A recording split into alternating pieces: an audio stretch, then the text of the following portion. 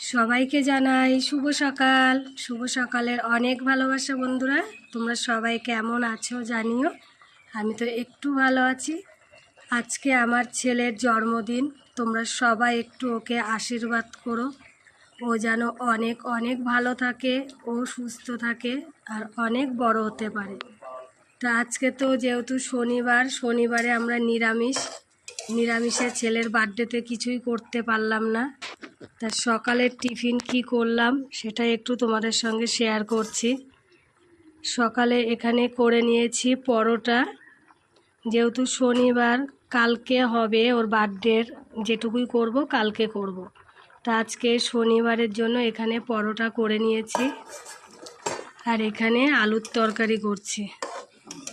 আজকে সকালটা এটুকুই করলাম বন্ধুরা, আর কিছুই করব না। তোমরা সবাই ওকে একটু আশীর্বাদ করো, ও যেন খুব ভালো থাকে, ও সুস্থ থাকে।